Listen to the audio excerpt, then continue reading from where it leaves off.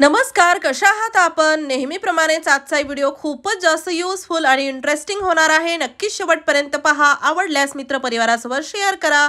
इथे आपली सर्वात महत्त्वाची पहिली टिप आहे. आपण कांद्याचा वापर तर भाजीमध्ये भरपूर केला आहे, पण आज आपण याचा थोडासा वेगळा उपयोग करणार आहोत आणि आपल्या घरातील सर्वात मोठी समस्या घालवणार आहोत. त्यासाठी आपल्याला कांदा थोडासा असा कट करून घ्यायचा आहे.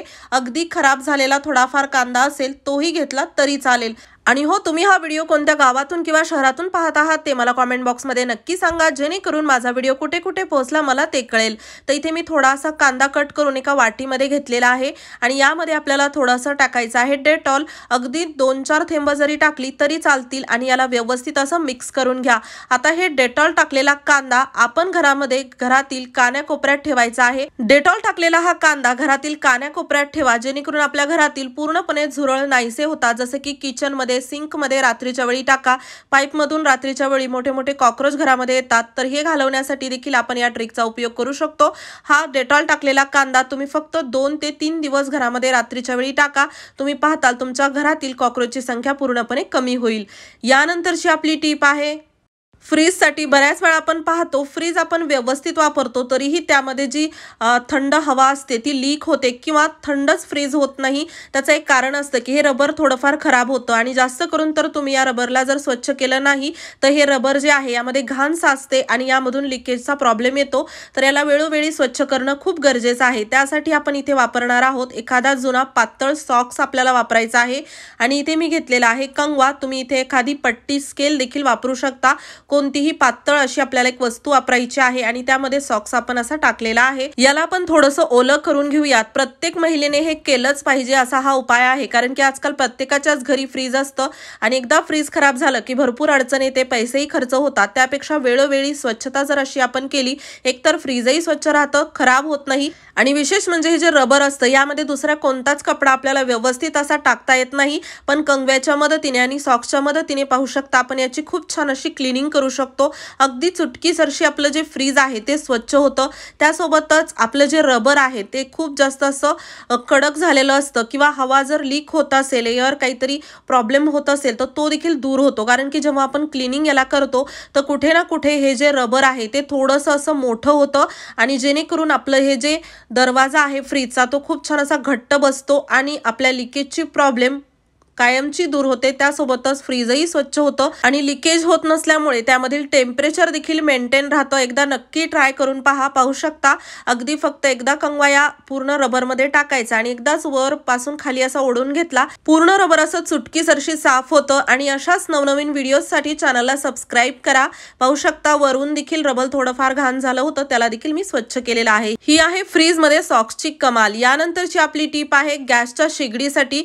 दररोजचं आपलं भरपूर काम यावरती असतं आणि बऱ्याच वेळा आपण असं पाहतो की आपण काहीतरी कढई मोठी अशी ठेवली आणि हलवायला गेलो तर आपली गॅसची शेगडी इकडे तिकडे सरकायला लागते आणि अशा वेळेस ते अंगावर पडण्याची भीती असते किंवा काही अपघातही होऊ शकतो. तर यासाठी छोटंसं काम करा. वेगळं असं ऑर्गनायझर खरेदी करण्यापेक्षा आपल्या ज्या प्लास्टिकच्या बॉटल असतात त्याची झाकण घ्यायची आहेत आणि या गॅसच्या शेगडीला याला आपण असं हे झाकण लावणार आहोत, त्याच्या पायाला लावायचं आहे. जेणेकरून काय होतं, आपण यावरती काही असं हलवायला गेलो तर तेव्हा आपली जी शेगडी आहे यावरती जर आपण काही असं हलवायला गेलो तर इकडे तिकडे ही शेगडी सरकत नाही. त्यासोबतच तुम्हाला जर या खाली क्लिनिंग करायची असेल ती देखील करणं सोपं होतं. त्यासोबतच इथे जर तुम्ही हे प्लास्टिकचे झाकण काळ्या कलरचे वापरले, दिसूनही येणार नाहीत आणि आपली खूप मोठी समस्या दूर होईल. त्यासोबतच पाहू शकता हे जे झाकण असतात ते खूप छान यावरती असे बसतात, अगदी मोजमाप घेतल्याप्रमाणेच फिट बसतात. आणि त्यासोबतच या खालील भाग जर तुम्हाला स्वच्छ करायचा असेल ते देखील स्वच्छ करणं खूप जास्त सोपं होतं. एकदा ट्राय करा, तुम्हाला भरपूर मदत होईल. यामुळे खूप मोठा अपघात देखील टळू शकतो. बऱ्याच वेळा काही हलवायला गेलं तर ते अंगावर पडण्याची भीती असते गॅसची शेगडी इकडे तिकडे सरकल्यामुळे. तर नक्कीच तुम्हाला यामुळे भरपूर फायदा होईल. ट्राय करा आणि ट्रिक आवडली असेल तर जास्तीत जास्त शेअर करा. यानंतरची आपली टीप आहे गॅसच्या बर्नरसाठी. हे जे बर्नर असतात हे आपण जर वेळोवेळी स्वच्छ केले नाही तर आपलं गॅसचं सिलेंडर लवकर रिकामं होतं. त्यासोबतच भरपूर पैसे वाया जातात आणि स्वयंपाक करायला वेळ जातो. भरपूर यामध्ये आपल्याला नुकसान सहन करावं लागतं। तर यासाठी एक छोटंसं काम करा, हे बर्नर काढून आपण घेतलेले आहेत आणि याला आपल्याला एक भांड्यामध्ये पाणी टाकून असं ठेवायचं आहे आणि या पाण्यामध्ये आपण टाकलेला आहे 2 मोठे चमचे मीठ आणि यामध्ये आपल्याला टाकायचं आहे हार्पिक। एक हार्पिक मी नेहमी किचनमध्ये ठेवते जेणेकरून मला इतर ठिकाणी क्लिनिंगसाठी हे कामी येतं। तसं टॉयलेटसाठी जे आपण ठेवतो ते देखील वापरलं तरी चालेल, कारण की थोडंसंच यामध्ये टाकायचं आहे। पण असं नाही की फक्त टॉयलेट क्लिनिंगसाठीच हार्पिक वापरलं जातं, घरामध्ये याचे भरपूर अजून उपयोग आहेत, त्यातलाच हा एक उपयोग आहे। त्यानंतर यामध्ये मी थोडंसं टाकलेलं आहे वॉशिंग पावडर 1 चमचा आणि याला आपण असं व्यवस्थित मिक्स करून घेणार आहोत। यानंतर यामध्ये तुम्ही पाहू शकता एक रिॲक्शन तयार होतं आणि यामध्ये आपल्याला जास्त मेहनत न करता आपलं कामही होतं।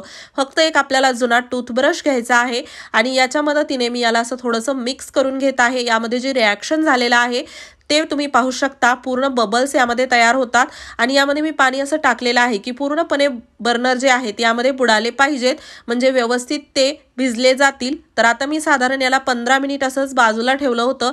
त्यानंतर तुम्ही पाहू शकता आपण अजून बर्नरला हातही लावलेला नाही आणि बऱ्याच प्रमाणात आपले जे बर्नर आहेत ते स्वच्छ देखील झालेले आहेत। तर नक्कीच यामुळे आपली भरपूर मेहनत वाचते आणि स्वयंपाक करण्यामध्ये जो वेळ जातो तो देखील कमी होतो, कारण की काय होतं, बर्नर कमी चालायला लागले की नक्कीच बाकी गोष्टीही आपल्या तशाच राहतात। भाजी लवकर होत नाही, चपात्या चांगल्या भाजल्या जात नाहीत, वेळ जातो। आणि इथे पाहू शकता जसं आता बर्नर आपण जर असं स्वच्छ केलं तर याचे जे छिद्र आहे ते पूर्णपणे ओपन होतात। त्यासोबतच या क्लिनिंगचा अजून एक फायदा होतो की आपले जे बर्नर आहे त्यावरती गंज चढत नाही आणि खूप छान असे स्वच्छ दिसतात, कारण की गॅसची शेगडी तर आपण नेहमी पुसून घेतो, स्वच्छ करतो, पण बर्नर देखील आपण अधूनमधून असे स्वच्छ केले पाहिजेत। आणि पाहू शकता खूप जास्त असे काळे कुट्ट बंद पडलेले बर्नर मी या पद्धतीने अगदी चुटकीसरशी साफ केलेले आहेत। तुम्ही पण एकदा नक्की करा, तुम्हाला खूप छान रिझल्ट भेटेल। यामुळे आपलं गॅस सिलेंडर देखील लवकर संपत नाही, म्हणजेच वाया जात नाही आपला गॅस। आणि इथे पाहू शकता याला मी स्वच्छ पाण्याने असं धुवून घेतलेलं आहे। नक्कीच यामुळे तुमचा स्वयंपाक लवकर होईल, गॅस शेगडी देखील अगदी नव्यासारखे चमकायला लागेल। आणि ही आहे मिठाची कमाल गॅसच्या शेगडीवरती। यानंतरची आपली टीप आहे, यासाठी मी घेतलेला आहे थोडासा कापूस आणि त्यानंतर इथे आपल्याला लागणार आहे विक्स किंवा वॅसलीन, दोन्हीपैकी तुम्ही इथे कोणतीही गोष्ट घेऊ शकता जसं तुमच्याकडे अवेलेबल असेल तसं। त्यानंतर इथे आपण कापूस जो घेतला होता त्याला थोडंसं पसरून घेतलं आणि त्यावरती मी इथे लावलेला आहे विक्स। तुम्ही जसं वॅसलीनही घेऊ शकता, दोन्हीही असं जेल असतं तर ते आपल्याला कामीच येणार आहे। आणि याला असं मी व्यवस्थित बंद करून घेतलेला आहे। त्यानंतर आपण हा जो कापूस आहे तो तेलाने ओला करायचा आहे। ते तुम्ही जसं नारळाचं तेल देखील वापरू शकता, कोकोनट ऑइल, किंवा जसं तुमच्याकडे मोहरीचं तेल असेल ते देखील यावरती लावलं तरी चालेल। थोडासा आपण हा असा कापूस जो आहे तेलाने ओलसर करून घेतलेला आहे, जास्त तेल टाकायची गरज नाही। त्यानंतर इथे आपण एक दिवा घेतलेला आहे, तुम्ही गॅसवरती देखील हे काम करू शकता। आता आपण हा जो कापूस आहे तो तेलाने ओला केल्यामुळे जळत नाही, कोरडा असेल तर तो जळून जाईल। आणि यामध्ये आपण याला असं दिव्यावरती गरम करून घेतलेला आहे। जसं आपण या कापसाला गरम करतो तेलामुळे छान तो गरम होतो। जास्तही आपल्याला हे गरम करून घ्यायचं नाही, आपल्याला जेवढं सहन होतं आपल्या हातांच्या बोटाला तेवढं फक्त गरम करायचं आहे। आणि यामध्ये हे आपण जे वॅसलीन किंवा विक्स टाकलेलं आहे ते जेल आहे ते पण छान गरम होतं आणि बराच वेळ हा कापूस गरम राहतो। आणि हा गरम कापूस आपण ठेवणार आहोत कानामध्ये, कारण की बऱ्याच वेळा आपला कान दुखायला लागतो, कानामध्ये सूज येते, तर कानामध्ये काही लिक्विड तेल टाकण्यापेक्षा हा जर तुम्ही उपाय केला तर तुम्हाला खूप छान आराम भेटेल। अगदी घरातील लहानांपासून मोठ्यांपर्यंत आपण हा उपाय करू शकतो। एकदा करून पहा, खूप छान आराम भेटतो। कान फुटलेला असेल, सूज आलेली असेल किंवा कान दुखत असेल तरीही तुम्हाला छान रिझल्ट पाहायला भेटेल। खूप जास्त त्रास असेल तर डॉक्टरांना दाखवावा, पण तात्पुरता तुम्हाला नक्कीच आराम भेटेल। हा माझ्या आजीने मला सांगितलेला उपाय आहे आणि मी नेहमी करते, मला छान याचा रिझल्ट भेटतो म्हणून तुमच्यासोबतही शेअर केलेला आहे। तुम्हाला जर ही ट्रिक आवडली असेल तर मित्रपरिवारासोबत शेअर करा, व्हिडिओ आवडला असेल तर लाईक करा, कमेंट करा। चला तर मग परत भेटू।